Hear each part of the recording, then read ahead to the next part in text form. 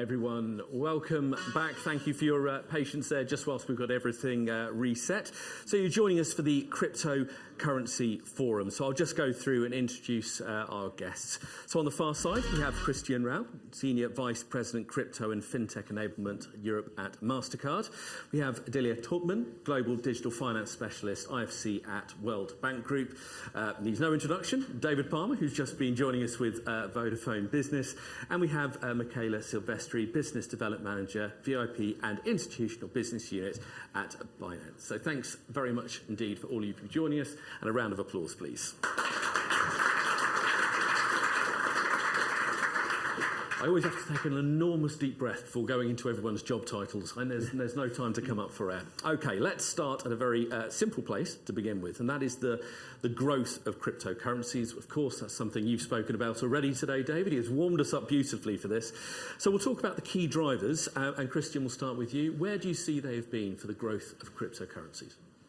Yeah, I think overall we've seen a digitization of the economy, which for us, from our perspective, always touches payment at one point.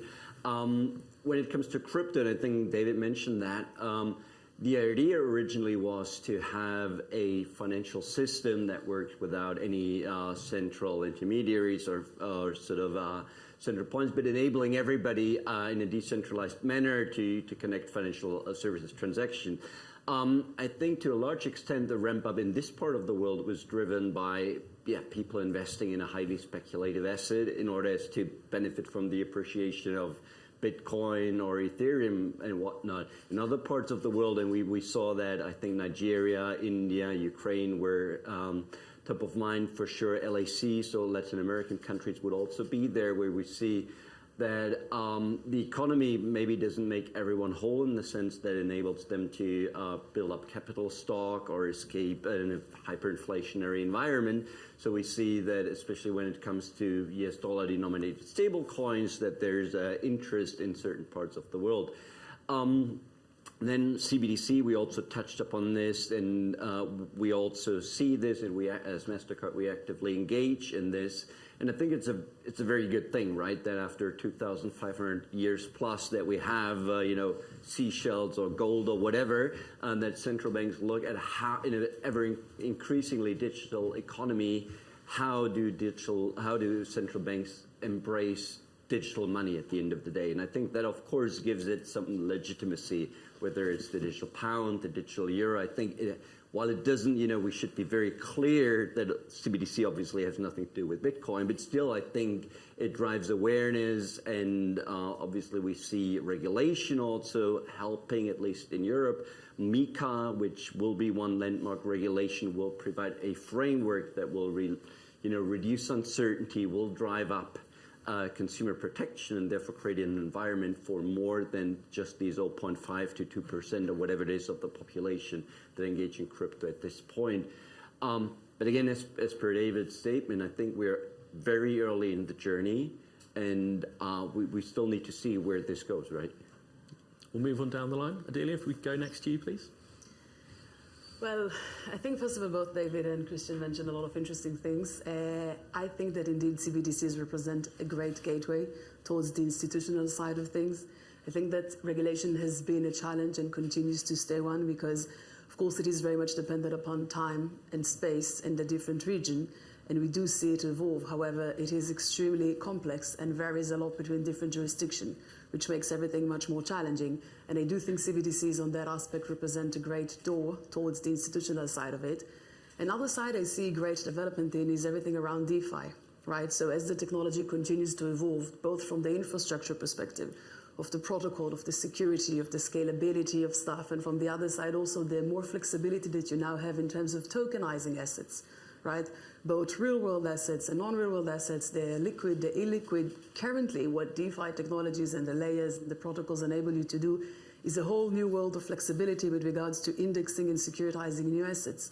And what you can do from there, I think, is really marvelous, right? So one example is everything around carbon tokens, which many countries are currently dealing with, and also regulation all around the world is dealing with it now to standardize it, and how do you actually deal with it, both from a compliance point of view and from a finance point of view. So I think that DeFi is a great angle. And the third one, also touching on what David mentioned, is everything around Web3, right? So Web3, again, the ability to hold state, the ability to basically be able to harness our digital footprint is something that DLT protocol and blockchain technology enables one to do. So it's almost like democratizing things that up until today on the Web 2 era, where mostly the big players, the big, Facebook, Google and Amazon and the big players were able into harnessing that, the digital ID and the digital footprint. Now, with those ability to tokenize that, you're basically bringing the power back to the people and you enable someone to transfer its own value and to trade it. Now, there's still a long way to go. I think that a digital wallet will become a very essential gateway to enable all of these new plays, both with DeFi's and both with different aspects of Web3. But I think that overall, despite the big glitch we had in 2023, 2022, which I'm sure we'll reach to, I think that the direction is overall quite positive. David, we'll come to you next. I appreciate you've covered a lot of this ground already this morning. For anyone who wasn't in David's keynote, one, where were you? And two, make sure you watch it back on demand afterwards. So if we can do the same question, but we are have to imagine for new members of the audience that you haven't covered this ground already. No, I mean, I don't have much to add. I think the fellow panelists have got it. For me, I see three areas. One is,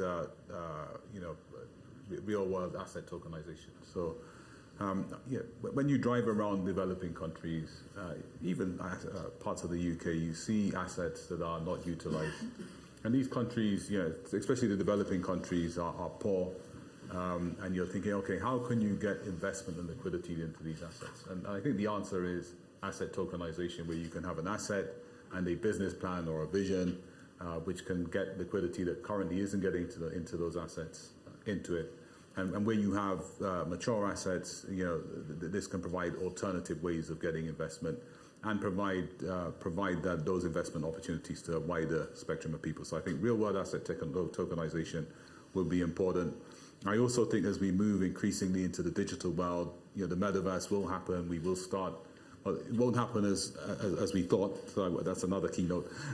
but it will happen. I think in terms of the way Apple are putting it forward, in terms of an embedded metaverse, you have virtual world experiences in games and different platforms.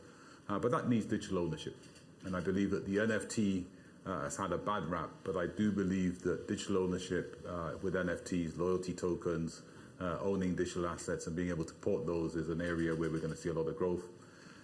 And then, as I covered in the presentation, I agree with you, CBDCs will be really important to get the government and their control and their liquidity measures, money supply, etc., into the token economy. And the big one for me is tokenized deposits, right? Courtesy of Mastercard and others. But I think that's a huge area. So you're starting to see these things come together, and I believe that those are the ingredients for growth. Michela, the unenviable task of going last here, but you guys are largest crypto asset marketplace, huge players in this particular field. Where do you see as those drivers for growth? Absolutely. I would like to add on the points previously mentioned by my fellow panelists.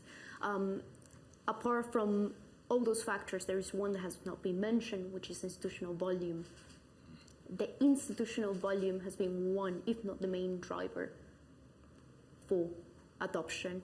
And it's one that is not mentioned as much because retail users believe that because prices are down, people are not building or funds are not allocating. And that's not true. It's actually all the opposite. Even though prices are down, we have never seen such a massive adoption from the institutional side. What do I mean by institutional side? Hedge funds, VCs, family offices, prop firms, market makers. The demand for alternative investments has been huge. Binance have two fronts right now. Of course, the one that everyone knows is retail, being the biggest marketplace for retail users, but we also have an institutional site that caters specifically for those type of accredited investors. And we have never seen such a demand for institutional grade products. As I said, I do think that is the main driver, and this is probably just the peak of the iceberg. The amount of traditional funds that have requested diversification and they're currently working with crypto exchanges across the globe is outstanding, and it will increase by 10x in the next few months. And again, this is in a bearish market. What will happen in a bullish market? Everyone keeps building. Everyone keeps diversifying. Funds are getting ready for what is coming. Well, that did cover off something we hadn't gone through. There's so much to go into there. We could almost do a whole session on that question. One thing you can always guarantee that will come up in any cryptocurrency discussion, it did at the end of your presentation, David, is about security, transparency, that side of things. And that's what I want to dig into next before we get into the future of this area. How can we go about ensuring that cryptocurrencies are secure, transparent, easy to use? I guess from my perspective, it's everyone playing a part, I suppose. Christian, I'll kick things off with you again, and then we'll open it up to everyone. Is it everyone playing a role or playing a particular part in the bigger picture? I think the most important thing at the beginning is to say that cryptocurrencies or digital assets are not a homogeneous asset class, right? On the one hand, you have CBDCs, which is very stable, very secure, very, what we all would want to see. At the other end of the spectrum, you have Bitcoin and Ethereum, and you have stable coins anywhere in between. And at least from our perspective, our approach to engage with all these different asset classes is informed by the commitment to tick all the boxes when it comes to KYC, AML, consumer protection, regulatory oversight, and so on and so forth. Which basically means to make it practical. So if people, consumers, choose to invest in crypto, top up their Binance wallet with fiat, or buy an NFT, we are there to enable this in a safe, simple, secure way for people to use cards for this. So this is, and we are not, prescriptive or normative. It's that we tell people do that, but if they choose to do so, they should be able to do it with their Mastercard in that way. On the other hand, when it comes to using our technology for things such as tokenized bank deposit and all these things, we leverage our network, we leverage our partners and all the digital security technology to make sure that whatever we do in this space basically ticks the boxes when it comes to security and all the expectations that stakeholders, anywhere from consumers to regulators, have. And yeah, we're not compromising on any of this. So in that sense, we're technology agnostic. When we say, we want to enable people to be paid or to pay and using blockchain or whatever rails, these standards need to be met. And so we're quite, technology agnostic, if you will, on this one. Yeah, maybe just to add, I think that to your question, right, around security and transparency, you can divide it into two. One side is the technological aspect, and I think that as the technology has proven in the last more than decade that it's here, the technology will reach wherever it needs to reach with regards to the ability and the features and functionalities. The other side, which I think is much more crucial for that, is the regulatory side, the adaptation of best practices, and I think that also everything we've seen in 2022, right, with FTX and the horrible crash of different stablecoin is a consequence of that, right? And I mean, it's even amazing that now today, after almost 12 years of dealing with it, regulators all around the world are still thinking, how do you even address this asset? So I've been in this industry for 12 years, and when it just started, I was with Deloitte leading the blockchain arm, and back then in 2015, we had like think tanks to understand what is a cryptocurrency? Is it a security? Is it a utility? Fast forward 10 years, we're still in the same place, right? So it is a security, but if you sell it to institutional investors, then it's X, but if you sell it to retail investors, then it's right. And everything is so complicated. And then comes the whole discussion around stablecoins, which David thinks are not going to sustain. I'm not sure, right? I think stablecoin represents a very interesting fundamental bridge between the CeFi world and the DeFi world. But however, they're facing substantial challenges because of the way that currently they are being defined. There isn't any regulation that say how do stablecoin needs to be pegged. So you have different models, right? To one asset, to a basket of assets, to an algorithms. But who defines that? There isn't any proper corporate governance around that. There aren't controls. There aren't a lot of things that needs to be defined in this world. And currently, the way that these cryptocurrencies and stablecoin operates is the only thing that dictates their line of operation is the technical protocol that they're built on. And that is something that needs to be changed in order to reach adaptation, in order to enable the beautiful institutional investors that my colleague here from Binance keeps mentioning, which I think indeed DeFi opens an ocean of opportunities, but it has to be standardized.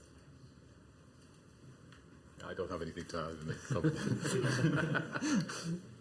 I would say this question can also be divided into, as you mentioned, DeFi and CeFi. In DeFi, the security depends majorly on the user. The user has a huge responsibility on their day-to-day activities. But now, if we go to CeFi and we evaluate the layers of security that has been developed in the last few months, we can say that exchanges have a huge responsibility to protect their users. And that's why Binance have capitalized on more campaigns to educate users. We have now Binance Academy, which teaches users how to use exchange, how to protect themselves, where to invest, where not to invest. We don't give financial advice, but we do tell them, be careful with those red flags. And I do want to make emphasis that education is a responsibility of the major players in the space. On the onboarding side, I can confirm we have enhanced the onboarding for both corporate users and for individual users, just to be compliant with all the conditions placed by regulators. Another thing that I think is key in this security question is that more and more local regulators are asking for more and more security measures that can protect the users. And I do think the space is getting cleaner, more secure, more transparent as times goes. I do know that there is quite a debate on those regulations, but I do think that is for the good. At the end, is to protect the user, and that's why exchanges are working very closely with local regulators to adapt to different parameters. Nothing else to add. Yeah, I mean, I'll probably butt in. I mean, I think we have to be honest, right? I think cryptocurrency and what has been done has been supremely innovative, right? It's been daring, it's been really disruptive in a positive way. But would you put your house on an exchange, and trust it? Would you? One of the original use cases of Bitcoin was a medium of exchange. You look at the volatility, prevents you from using it in that way, right? And I think that that issue of risk and volatility, these issues need to be solved. Now, if you look at the traditional finance world, it's taken years to fine-tune the system, and as we see in 2007, even then it doesn't work where you have shocks, right? What you do have is the ability of governments, as they did in 2007, to intervene, regularly inject liquidity into the market, regularly try and manage it. And that's what I was trying to get across in my presentation about the importance of CBDCs and tokenized deposits, because they're mechanisms to try and manage external shocks in the market. And you will have external shocks. And I believe that some of that and lack of liquidity are causing the volatility, but it does need to be resolved. One of the biggest, volatility, risk, and lack of regulation are the biggest barriers that you have. I know institutional investment is going up, and it's going up because we know that some of the tokens are cheap. But for this to really become part of the economy, governments must be able to have macroeconomic policy extend to it. Regulation needs to be in place, and you need to have the means of managing liquidity so you don't have this volatility. And I think those things need to be addressed. Well, I was going to say, between you, Michela and David, you've picked up on a thread that I wanted to pull on next, and that is regulation. So I know, Michela, you've sort of chipped in on that already, and David, you've continued the conversation. So I'll move it towards the end of our guests here about the challenges of bringing regulatory guidelines into the market. What are those challenges? And I guess the billion-dollar question is, how on earth do you actually put them into place for such a broad area? Christian, I'll start with you on that one. Yeah, I mentioned MiCA because I have a very European-centric view per job description. And I think it's a huge opportunity, and I don't envy any regulator who has to do it. But I think the idea of looking at this and coming up with a regulation that could put consumer protection at the heart of the discussion, that regulates stablecoin because of the impact that they can have on the real economy, and that aims to provide a level playing field to basically define how people should engage in the industry. that is absolutely necessary, and I think it's a prerequisite for the industry to mature and for the industry to reach people beyond these, Bitcoin maximalists and people who just want to play around with this. So in that sense, I think it's necessary. It's more than welcome. At least for Europe, the train has left the station. MiCA has been signed off now. I think we're in 4 or 5 months of the 18-month deployment cycle. I think it would be premature to speak about how it looks at the end of the day, because there's still some details to be figured out. It needs to be implemented. But I think it's welcome, it's necessary, and it's a good thing, right? Yeah. I mean, where do I begin? You ask, what are the regulatory challenges with regulating Bitcoin, an asset that was developed by an unknown person on the goal to replace the entire financial ecosystem that offers complete anonymity and that is currently being used mostly for illicit activities still. That is actually the best way I've heard it rounded up in a sentence ever. Let's start with something constant that we can lean on and advance from there. But I think that indeed that's the thing. I mean, as we evolve more and more, we're starting to unwrap maybe or demystify from one side, but from the other side, the technology continues to advance. So it's basically like two trains that are running on the same path.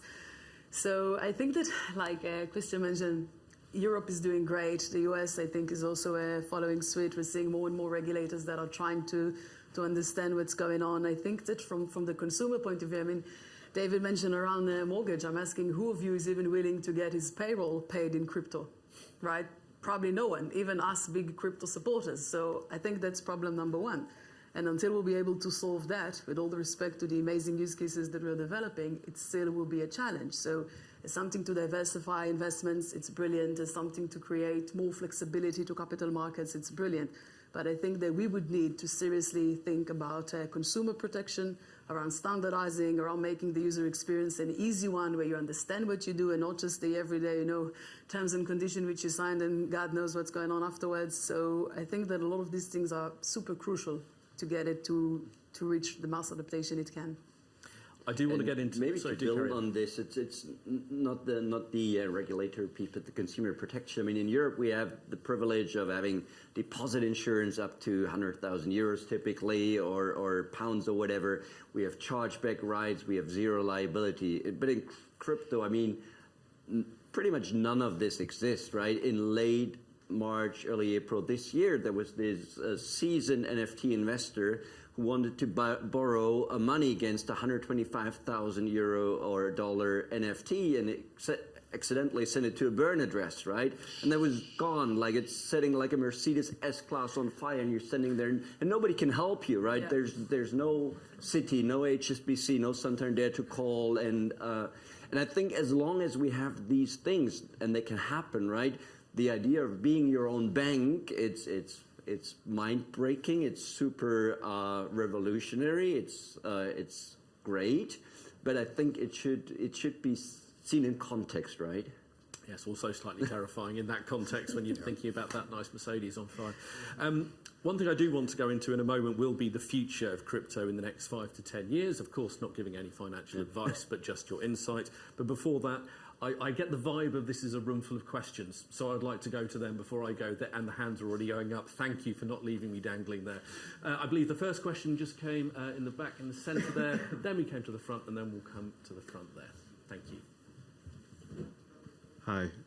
So this is really a question for those who have a sort of visibility in America, because at the end of the day, we're really waiting for America to make their decision on crypto before we all make our decision. So I'm trying to understand what you guys think about the 2024 elections and stuff like that, and how that would affect how people feel about crypto, or how companies would embrace crypto even more. That's really what I'm trying to understand. Okay, I will open that up. Whoever wishes to take that one.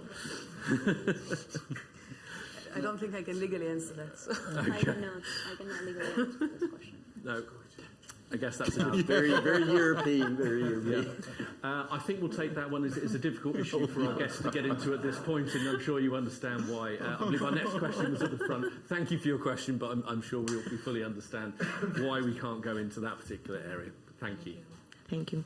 So the question is for Christian. We have seen that card networks have been trying increasingly in the last years to engage with crypto initiatives like Mastercard and Visa with deposits and then the settlement in crypto, Visa and Anchorage. And the question that I have is, how do you think card networks will basically, what is the role that they will basically play in increasing adoption of crypto and blockchain in consumers, but also B2B cases, and how do you think this might look like in terms of initiatives in the following years to come? Okay. I think there's a short-term tactical answer and a long-term sort of strategic answer. So we're facilitating what we would call on-ramping and off-ramping flows today. We're working with NFT marketplaces to making NFT purchases very easy rather than, moving fiat into Ethereum, calculating all the network fees, la-di-la-di-la. So that is something that we are doing today. But then as per David's reference to tokenized bank deposits, CBDC, all these things, we look at the technology and how we can leverage this going forward. At this point, we're connecting 3 billion cards to over 100 million acceptance location, and we process these transactions in a real-time authorization, but largely like batch clearing and settlement. And of course, the opportunity presented by, again, stable coins or a CBDC that would allow you to settle in real time, 24/7, 365, has a lot of potential for small businesses to receive liquidity, for settlement risk to be taken out of the system. We engage actively with CBDC initiatives around the world, from anywhere in Australia, over Hong Kong, in Europe, in Brazil, and we bring our network of partners, our technology to this. So I think we're very broad in looking at these things. And again, very much being informed by, we want to tick all the boxes when it comes to consumer protection, regulatory oversight, and so on and so forth, and see how we can engage. But there's a lot of initiatives that we pursue. Okay, next question is here at the front, and then we'll be over to my left. Fantastic panel. Love the panel. Very, very deep in terms of financial institutions that are involved. The question that I'd like to actually ask the actual panel itself is, one of the major factors when you're an equity broker is a custodial and the ability to check if something exists. As financial instruments are increasing, they're going to lead to the growth of cryptos, as highlighted by Michela, with volumes. That's derivative based. A lot of derivative instruments. What do you think the risks are to the current system to cope with the future with derivative-based assets in the crypto space? I'll open up to the panel. Everyone's been terribly polite. You go first. I would like to answer the question. However, Binance is not able to offer futures at the moment in the UK, so that's why I would say I won't go deep into this, but I can say that derivatives is the #1 demand by institutional users globally. The UK has still a lot of work to do on that front, but I do know that the regulators are heavily watching the space. We'd love to go deeper on your question. Just wanted to make sure that that's noted. Anything else to add here? I'll just add from a technology point of view. I mean, one of the features of blockchain is transparency and trust and immutability, certainly on public blockchains with the right consensus protocol. So I think that the technology infrastructure is there to support derivatives in the sense that you can have that traceability, and when you start linking that to smart contracts, I think you can quite easily start digging into the source of things behind it. So if you look at some of the protocols that came about when we had the exchanges crashing, not Binance, other ones, was proof of reserves, right? So you have the means of having algorithms or protocols, linked to blockchain, which can quite tell you, okay, this exchange has provided proof of reserves. I think similar types of proofs of can be used for derivatives. The underlying technology is there. Yeah, I have to agree. I mean, I think from a technical point of view, it exists, and also a lot of the DEX nowadays are enabling all kinds of plays with different DeFi assets, right? I think for the institutional world, it's a bit more challenging due to everything we've just mentioned. But in theory, I mean, not only in theory, right? In practice, in unregulated plays and exchanges, you have that. What we do have, and we're seeing more and more in the institutional world, is everything around custody services, which you've also touched upon, right? Which are continuously evolving, both on the sense of the security layers that they offer, both on the sense of who stands behind them, and offering all kinds of flexibility, even to decentralized players that like to offer some kind of custody services. And I think it's amazing to see also the play that financial institutions are now taking on the custody arm, right? And many of them are deciding either they want to do the custody on their own, whether they want to work with a third party. It's mostly, I would say, again, not necessarily a technical question, and more of ways of working, an internal risk question for the different institutions. I would like to build on that, because you touched base on the custodian solution, which is really, really interesting. There is such a huge demand for custody solutions lately.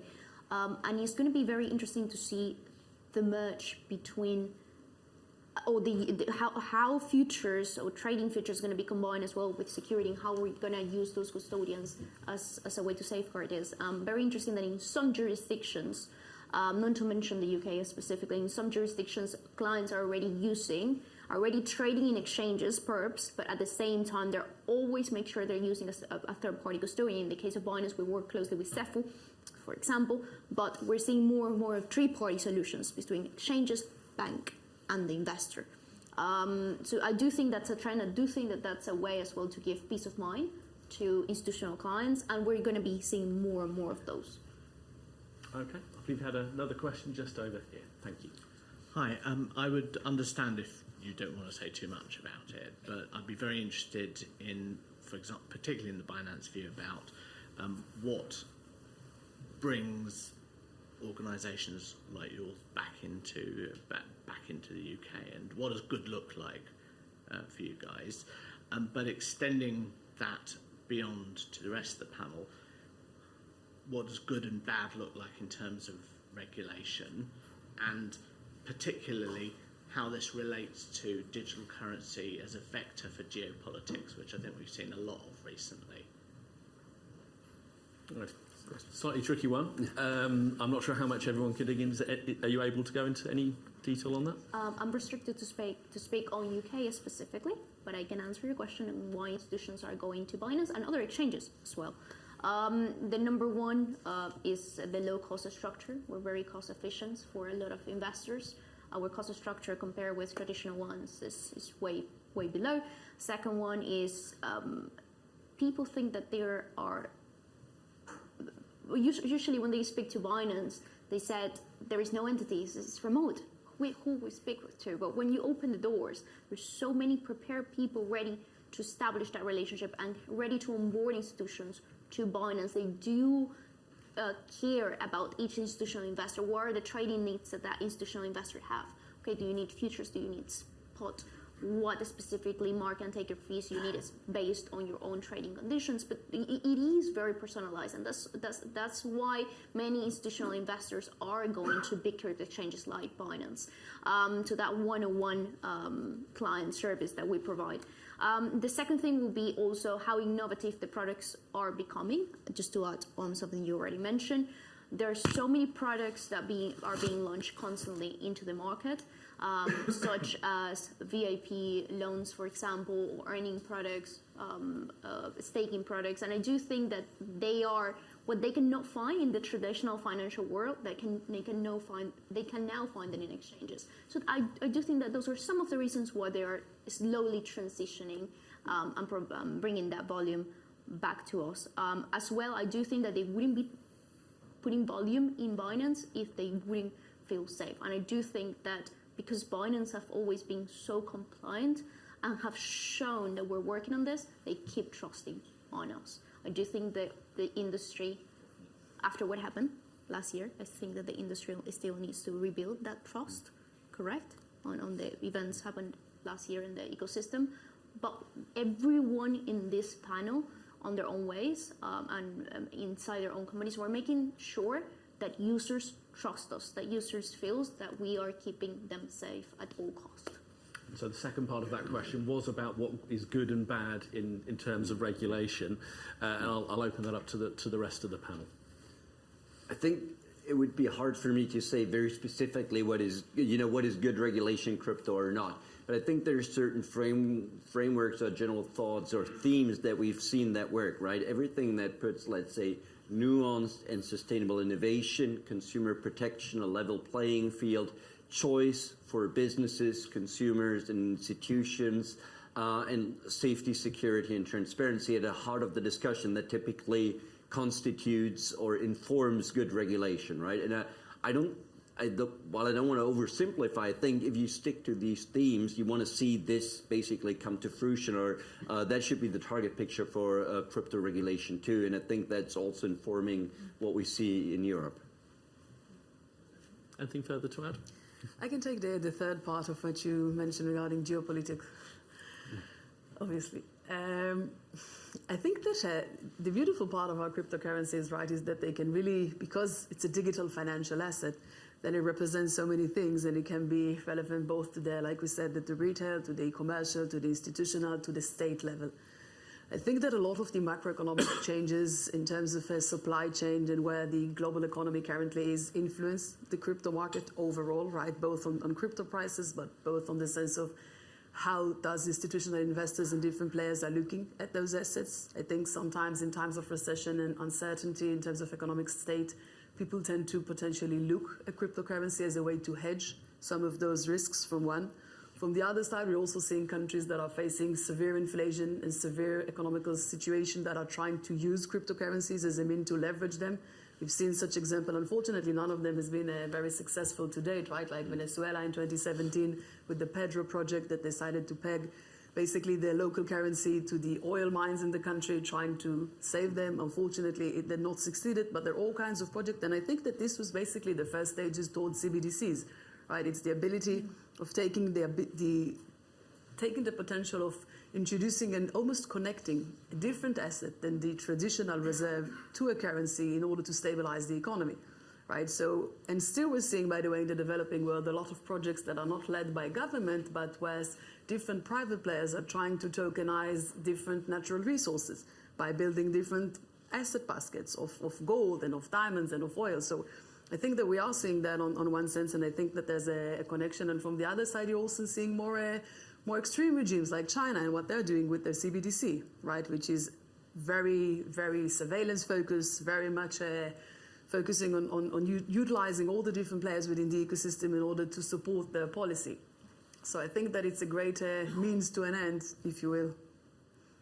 Absolutely. Well, we have run over time. Our panel have been incredibly generous with their time and their insights. So a round of applause for our panel.